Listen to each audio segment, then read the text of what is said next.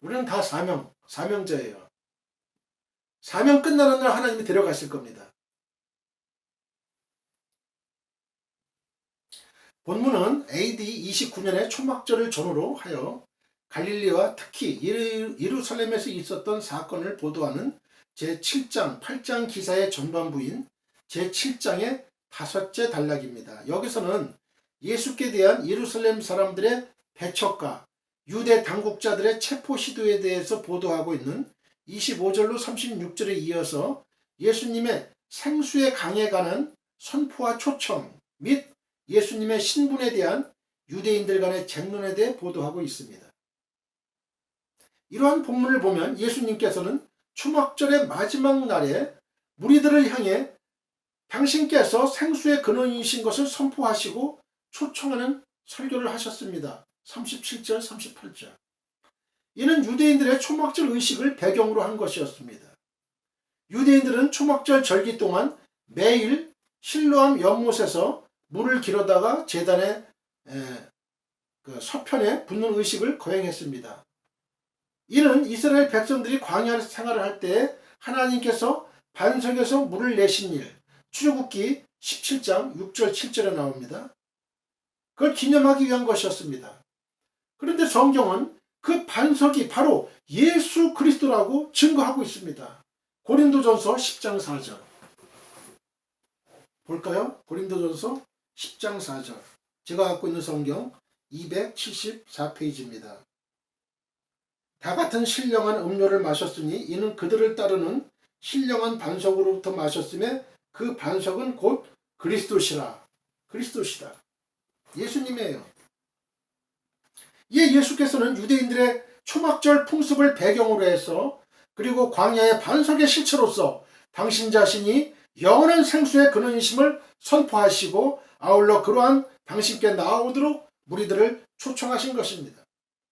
특별히 여기서 생수란 사람에게 영원한 생명을 주고 또 그 생명을 풍요롭게 하는 성령을 상징하는 것으로 예수께 나아오는 자는 성령으로 말미암아 영원한 생명을 풍성히 받아 누리게 될 것을 의미합니다.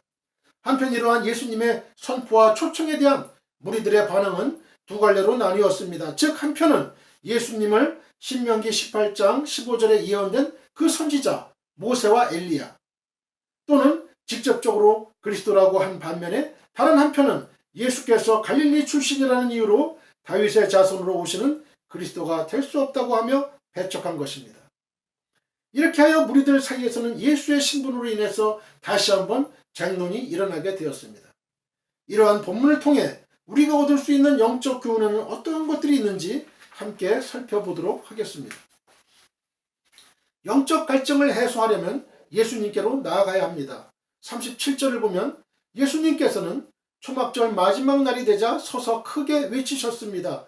곧 누구든지 목마르거든 내게로 와서 마시라는 것입니다.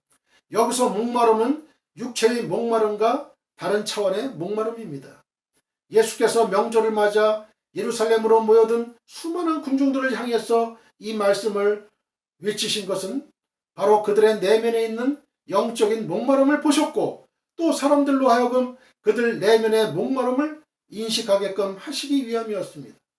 명절에 들뜬 분위기 속에서 분주하게 오가고 있던 사람들에게는 목마름의 문제가 갑작스럽게 들릴 수도 있었겠지만 그러나 이 말씀은 그들이 미처 인식하지 못하고 있었던 종류의 갈증이 그들 내면에 있다는 것을 깨우쳐 주었던 것입니다. 사람들은 육체의 갈증은 쉽게 느끼고 인식합니다. 조금만 목마르면 금방 물이나 각종 음료수로 이온 음료 이런 걸로 갈증을 해소합니다. 사람이 물을 마시지 못하면 갈증 때문에 고통스럽습니다. 만일 물을 마시지 못하는 기간이 며칠이고 계속된다면 그 사람은 결국 죽게 될 것입니다. 그런데 사람은 육체적 존재일 뿐만 아니라 영적 존재이기도 합니다. 그리고 영혼 역시 육체 못지않게 갈증을 느낍니다. 영혼의 갈증은 하나님과의 관계의 단절에서 오는 은혜의 결핍 상태를 말합니다. 인간은 하나님의 형상을 따라 지음받은 존재로서 자신을 지은 하나님과 친밀히 교제하고 그로부터 오는 은혜를 받아야만 만족을 누리며 살아갈 수 있는 존재입니다. 그런데 아담의 범죄 이후 인간과 하나님의 영적 관계는 단절되고 말았으며, 따라서 모든 인간이 하나님과의 영적 관계의 단절에서 오는 본능적 결핍, 곧 영혼의 갈증을 겪을 수밖에 없게 된 것입니다. 히포의 주교였던 성 어거스틴의 말대로 인간의 내면에는 하나님만이 채울 수 있는 빈 공간이 있습니다. 그런데 그 빈 공간을 스스로 채울 수 없기에 인간은 영혼의 갈증 문제를 어쩔 수 없이 안고 살아갈 수밖에 없었던 것입니다. 예수님은 이처럼 인간의 내면에 있는 영적 갈증을 해소하실 수 있는 유일한 분이십니다. 왜냐하면 바로 그분이 십자가에서 화목제물로 죽으심으로써 단절되었던 하나님과 인간의 관계를 다시 회복시키셨기 때문입니다. 에베소 2장 16절로 17절. 따라서 예수를 믿는 자는 단절되었던 하나님과의 관계를 통해 하나님과의 관계를 회복해야 됩니다. 그 회복된 관계를 통해서 내면의 빈 공간을 채울 수 있게 되는 것이죠. 결국 누구든지 목마르거든 내게로 와서 마시라는 예수님의 외침은 믿음의 초청의 말씀인 동시에 믿는 자가 누리게 될 은혜에 대한 약속의 말씀인 것입니다. 영혼의 목마름의 문제를 가지고 계십니까? 예수께 나아오시기 바랍니다. 이사야 55장 1절 너희 목마른 자들아 물로 나오라. 돈 없는 자도 오라. 너희는 와서 사 먹되 돈 없이 값없이 와서 포도주와 젖을 사라. 계시록 22장 17절에 성령과 신부가 말씀하시기를 오라 하시는도다. 듣는 자도 오라 할 것이요 목마른 자도 올 것이요 또 원하는 자는 값없이 생명수를 받으라 하시더라. 예수님이 교회의 모든 예배와 행사의 중심이 되셔야만 합니다. 다시 한번 37절을 보시기 바랍니다. 예수님은 누구든지 목마르거든 내게로 와서 마시라고 외치심으로써 사람들 내면의 영적 갈증 문제를 제기하시며 자신에게로 와서 그 문제를 해결하라고 초청하십니다. 그런데 예수님께서 이 말씀을 외치신 때가 언제인지 주목해서 보십시다. 그것은 바로 명절 끝날 곧 7일간의 초막절 절기가 끝난 후 성회로 모이는 제8일이었습니다. 초막절은 유월절, 오순절과 더불어 이스라엘 3대 명절 중의 하나로서 이스라엘이 출애굽한 이후에 광야에서 40년간 장막생활을 했던 것을 기념하는 절기였습니다. 절기 행사는 7월 15일부터 시작하여 7일 동안 일주일 동안 계속되었는데 그 7일 동안 매일 제사장 중 한 명이 실로암 연못에서 금으로 된 물병에 물을 가득 채워가지고서 성전의 제단에 붓는 의식을 거행했습니다. 이 의식이 거행되는 동안 백성들은 큰 소리로 외치고 환호했고 한마디로 도시 전체는 축제의 분위기에 젖어들었습니다.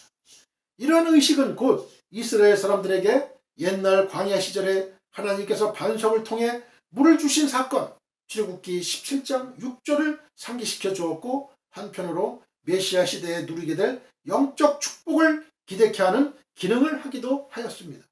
그런데 사랑하는 성도 여러분, 과거 광야 시절 이스라엘 백성들에게 물을 내었던 그 반석은 곧 그리스도를 예표하는 것이었습니다. 또 예수님은 그들이 오랫동안 고대했던 바로 그 메시아이셨습니다. 그런데도 그들은 정작 반석이 예표하던 바의 실체이신 생수의 근원 그리스도께서 오셨어도 전혀 알아보지도 못하고 있었습니다. 그들은 정작 초막절 절기의 진정한 주인공이신 그 예수님은 제쳐 놓은 채 자기들끼리만 축제를 즐기고 있었던 것이죠. 안타깝게도 오늘날 교회에서도 이와 비슷한 현상이 일어나고 있습니다. 교회의 예배와 행사들이 예수님 중심이 되기보다는 어느덧 사람 중심이 되어가고 있습니다. 교회는 그리스도의 피로 세워진 것이며 교회의 모든 예배와 집회는 우리의 대속주가 되신 그리스도를 통하여 하나님께 드려지는 것이어야 합니다. 그런데 오늘날 교회 내의 예배와 집회들은 사람들만의 축제로 끝나는 경우가 적지 않습니다. 물론 대부분의 예배와 집회에 설교도 있고 찬양도 있지만 찬양은 하나님을 향하는 것이기보다 사람들이 자기 감정을 발산하는 음악으로 대체되고 설교는 하나님 앞에서와 그리스도 안에서 선포되는 순전한 복음이라기보다 설교자 개인의 경험과 철학을 전하는 혼잡스러운 사람의 말인 경우가 많습니다. 그러나 사람 중심의 예배 모임들은 일시적으로 즐겁고 흥겨운 분위기를 제공하기는 하지만 그런 모임들을 통해서 사람들의 깊은 영적 문제는 해결되지 않습니다. 마치 초막절 명절에 들뜬 분위기 속에서도 사람들은 여전히 영적인 갈증을 안고 있었던 것과 마찬가지로 말이죠. 십자가에서 죽으심으로써 교회를 세우신 그리스도께서 정작 자신의 교회에서 소외당하는 일이 없도록 우리 모두는 경계해야 할 것입니다. 그리스도께서 교회의 모든 예배와 행사의 주인공으로 참석하실 때 그 교회는 가장 영광스럽고 가장 은혜로운 교회가 되는 것입니다. 이사야 29장 13절 주께서 가라사대 이 백성이 입으로는 나를 가까이하며 입술로는 나를 존경하나 그 마음은 내게서 멀리 떠났나니 그들이 나를 경외함은 사람의 계명으로 가르침을 받았을 뿐이라. 골로새서 3장 17절 또 무엇을 하든지 말에나 일에나 다 주 예수의 이름으로 하고 그를 힘입어 하나님 아버지께 감사하라 말씀하셨습니다. 성령은 예수를 믿는 자 속에 내주하십니다. 38절을 보십시오. 예수를 믿는 자는 그 배에서 곧 믿는 자의 속에서부터 생수의 강이 흘러난다고 말씀하고 있습니다. 이어 39절 말씀을 보면 속에서부터 솟아나는 그 생수의 강이 무엇을 가리켜 말씀하신 것이라고 했습니까? 바로 예수 그리스도를 믿는 자가 받을 성령을 가리켜 말씀하신 것이라 하였습니다. 그렇습니다. 예수를 믿는 자가 영적인 목마름을 해결할 수 있는 것은 곧 성령께서 그 사람의 속에 마음속에 내주하시기 때문입니다. 39절 하반절을 보면 예수께서 아직 영광을 받지 못하신 고로 성령이 아직 저희에게 계시지 아니하시더라고 말씀하고 있는데요. 이는 성령의 내주가 예수님께서 십자가 죽음과 부활 그리고 승천을 통해서 영광을 받으신 이후에 있게 될 일이라는 것입니다. 즉 예수 그리스도께서 이 땅에서의 사역을 다 수행하시고 승천하신 것을 기점으로 해서 하나님의 구속 역사는 획기적인 전환점을 맞게 되었는데 그것은 곧 성령이 믿는 자 속에 그 거처를 정하셨다는 것입니다. 하나님의 성령이 인간의 속에 거처를 정하시다니 이 얼마나 놀라운 일입니까? 물론 성령님은 구약시대에도 활동하셨고 예수님께서 지상에서 사역을 하시는 동안에도 활동하셨습니다. 그러나 구약시대의 성령의 사역은 나실인과 같은 소수 특정한 사람들에게만 특별한 하나님의 일을 수행하도록 하시기 위해 임하신 것이었고 무엇보다 구약시대의 성령의 임재는 그 사람의 본성 자체를 변화시키는 일을 하지는 않았습니다. 비록 성령께서 특정인을 감동하시고 능력을 주시기도 하셨지만 그것이 영속적인 내주는 아니었다는 것이에요. 일시적으로 있다가 가시고 하시는 그런 성령이셨지 지금처럼 우리가 받는 성령처럼 영원히 영속적으로 우리 안에 내주하시는 건 아니었다 이런 얘기예요. 지금은 영원히 내주하시는 거예요. 지금은 성령께서. 또한 예수님의 지상 사역 기간 동안에도 성령께서 활동하셨지만 그 역시 예수님과 제자들의 활동 반경에 따라 팔레스틴이라고 하는 특정 지역에 국한되었던 것입니다. 그러나 예수님의 부활과 승천 이후 성령의 사역과 활동은 특정 인물이나 특정 지역의 경계를 초월해서 전 세계 어느 곳에서든지 믿는 자 누구에게나 임하게 된 거예요.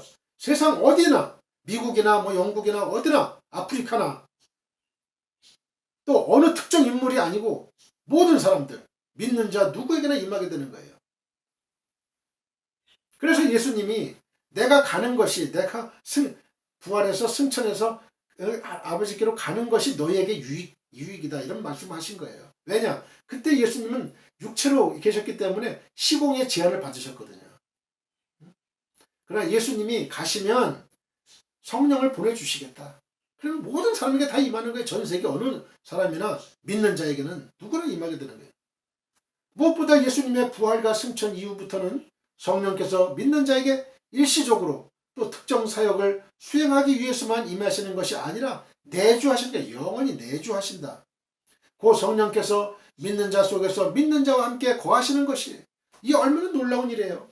이 놀라운 신비에 대해서 사도 바울은 언급하기를 그리스도인들은 성령이 거하시는 성령의 전이라고 했습니다. 고린도전서 6장 19절. Temple of the Holy Spirit. 성령의 전이다. 사랑하시는 성도 여러분, 우리 안에 성령이 거하시는 것을 다시 한번 확인하시기 바랍니다.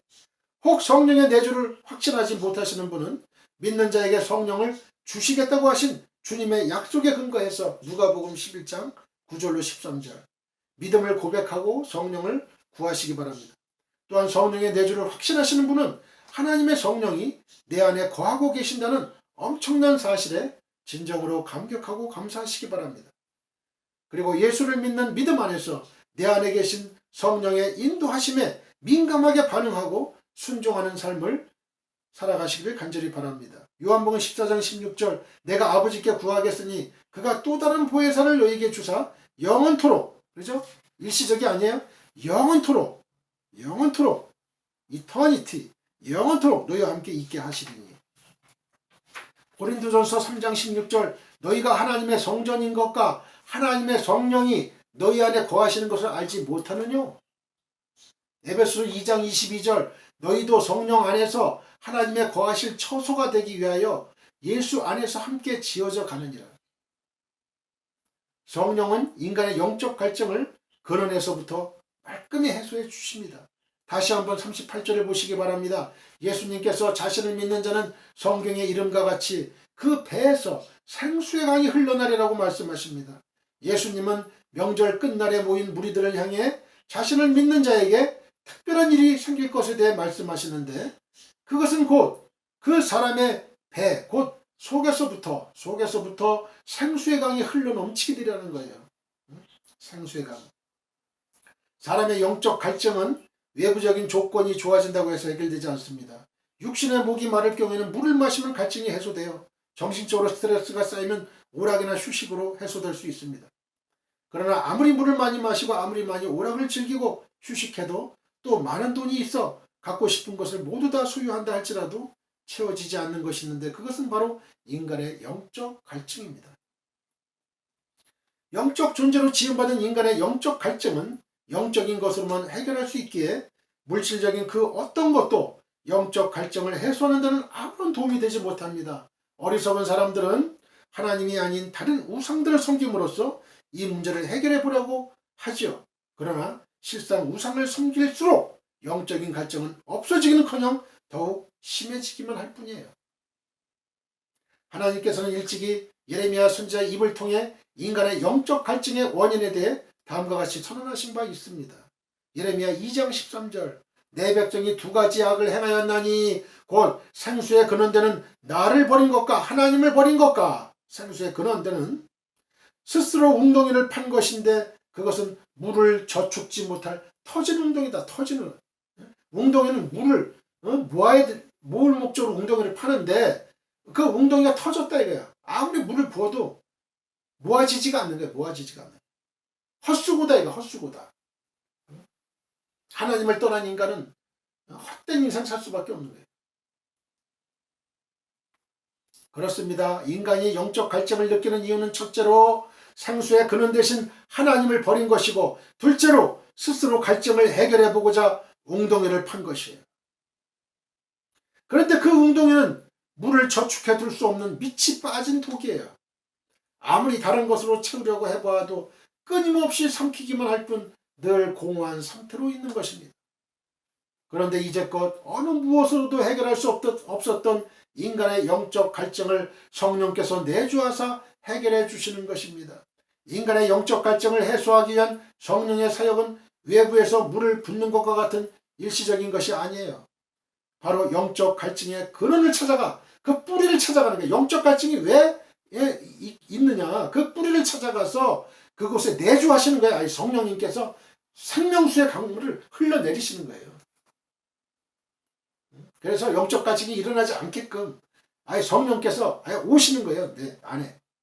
이 성령의 내주는 마치 인간의 내면에 끊임없이 흘러넘치는 생수의 강이 하나 생긴 것과 같다. 이렇게 생각하시면 돼요. 성령은 속에서부터 흐르는 생수의 강이 돼가지고 인간의 영적 갈증을 근원적으로 뿌리적으로 해소해 주시는 거예요. 사랑하는 성도 여러분, 영적 갈증을 느끼세요?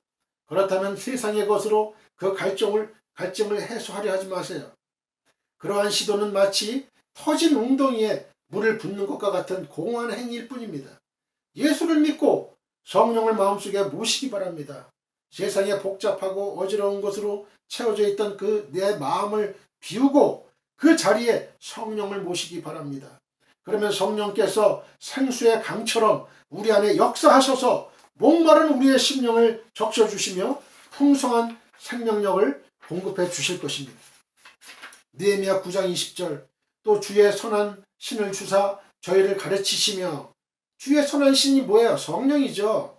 주의 만나로 저희 입에 끊어지지 않게 하시고 저희의 목마름을 인하여 물을 주시사 요한일서 2장 27절 너희는 주께 받은 바 기름 부음이 너희 안에 거하나니 아무도 너희를 가르칠 필요가 없고 오직 그의 기름 부음이 모든 것을 너희에게 가르치며 또 참되고 거짓이 없으니 너희를 가르치신 그대로 주 안에 거하라.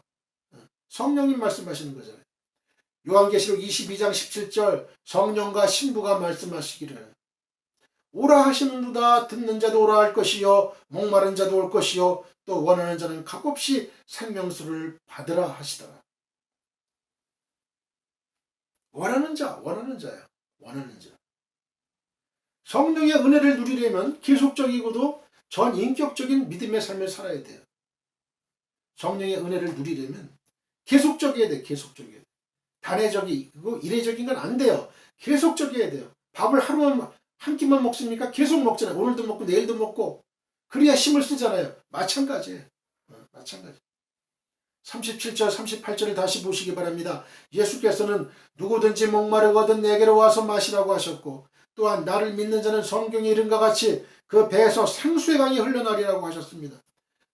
즉 누구든지 예수를 믿는 자에게는 그 속에서부터 생수의 강이 끊임없이 흘러나오게 되는 거예요. 펑펑펑펑 콸콸콸콸 흘러내리는 거예요. 생수의 강, 생명수의 강.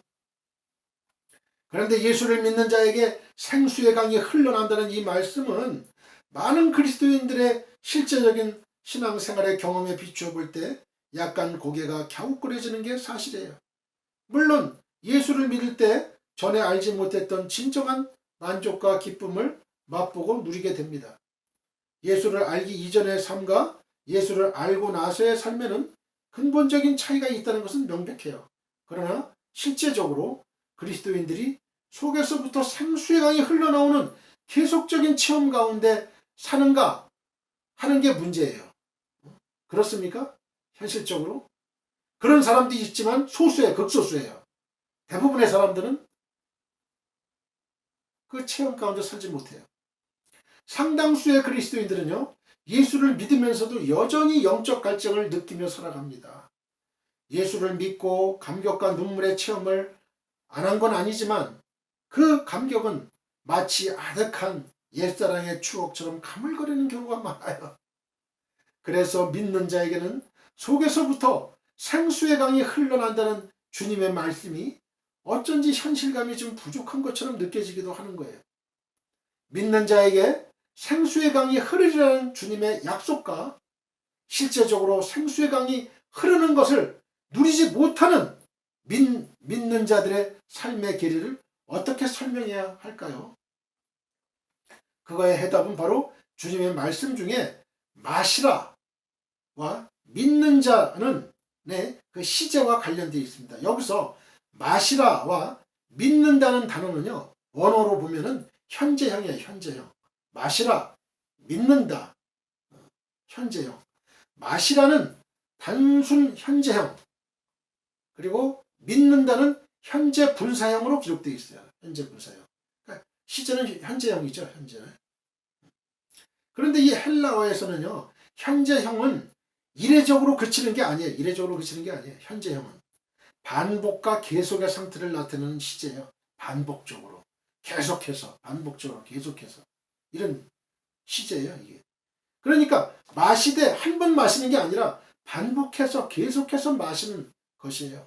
예수를 믿되 한 번 믿고 그치는 게 아니라 계속해서 반복적으로 믿는 걸 말하는 거예요. 계속해서.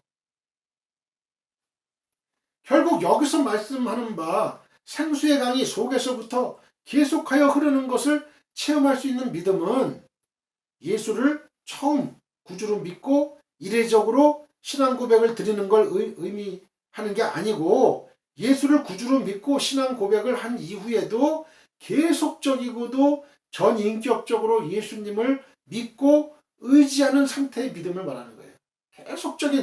계속적으로 기도하고 말씀 보고 찬양하고, 예수님 항상 교제하고, 이런 거죠.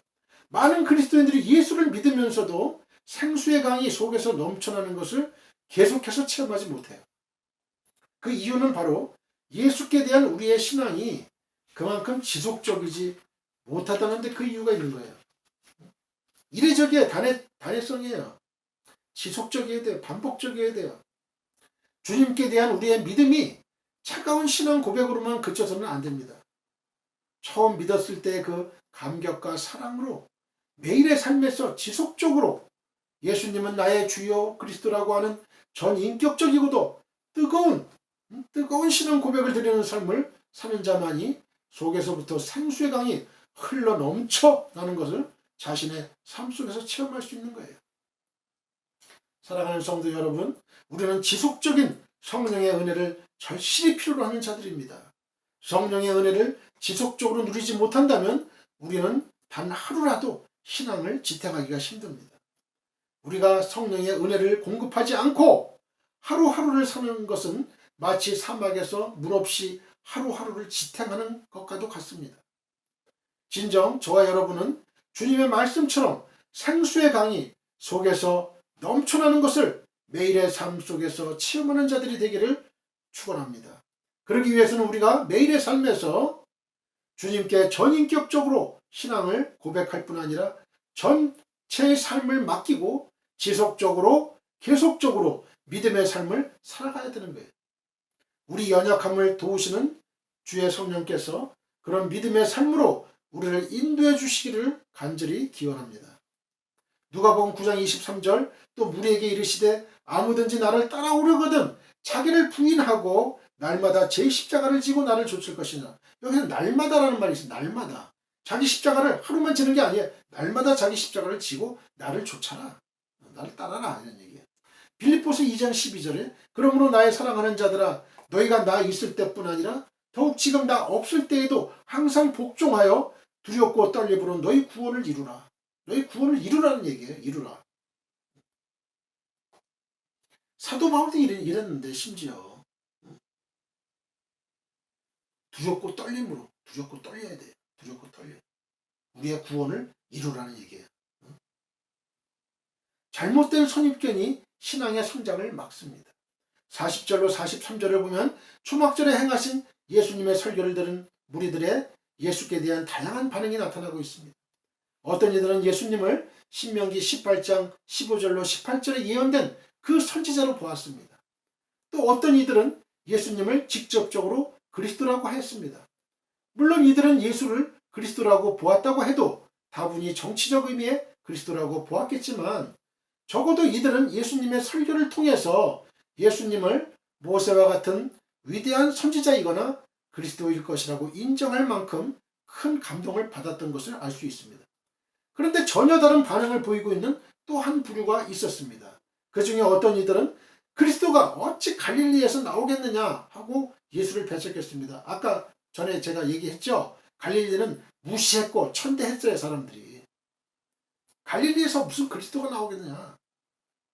그 근거로 그들은 그리스도께서 다윗의 씨로 유대 베들레헴에서 나리라고 한 성경의 예언을 제시하고 있습니다. 즉 그리스도는 유대 베들레헴에서 나와야 하는데 예수는 갈릴리 출신이므로 그리스도일 리가 없다고 하면서 예수를 배척했던 거예요. 한편으로 이들의 생각은 옳습니다. 그리스도는 진정 성경의 예언대로 베들레헴에서 나셔야만 했습니다. 그러나 한편으로 예수님께서 갈릴리에서 태어났다고 하는 그들의 생각은 틀렸습니다. 그들은 예수께서 베들레헴에서 나셨다는 것을 모르고 있는 거예요. 예수님이 갈릴리에서 생활하신다고 해서 갈릴리에서 태어나셨다. 이게 무조건 단정적으로 생각해서는 안 된다는 것인데 이 오류를 범했다는 거예요. 정말 예수님의 출생지가 어디냐에 따라서 예수님이 그리스도이신가 아닌가가 결정된다면 그들은 한 번쯤은 예수님께 대해서 이의를 제기할 수도 있었을 거예요. 당신이 무슨 그리스도냐? 그리스도는 베들레헴에서 태어나야 되는데 라고 이의를 한번 제기했을 법하잖아요. 그죠? 근데 그런 이의 제기도 안 했다는 거죠. 그러나 그런 과정을 생략하고 그들은 자신들의 선입견에 따라 잘못된 신앙 판단을 내는 거예요. 이와 같이 종종 선입견은 신앙에 심각한 걸림돌로 작용하는 거예요. 지레 짐작하는 거예요. 사회 통념상 응? 갈릴리에서 생활하니까 저 사람은 응? 그 그리스도가 아니야, 메시아가 아니야. 왜?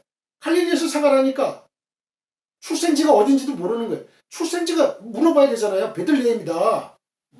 베들레헴이냐 아니냐 이거 물어볼 수 있죠. 이런 선입견, 사람들의 선입견은 아주 잘못된 거예요.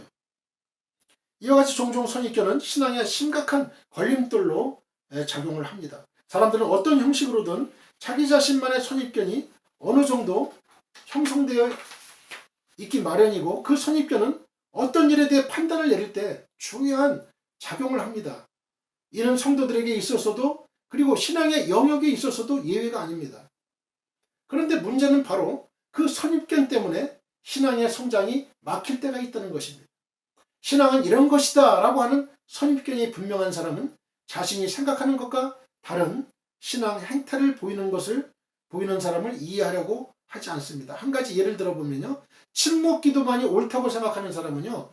크게 소리를 내어 부르짖는 기도를 하는 사람을 천박하다고 무시합니다. 반면에 부르짖는 기도만이 옳다고 생각하는 사람은 조용히 침묵 기도만 하는 사람의 신앙을 차갑게 죽은 신앙이라고 판단합니다.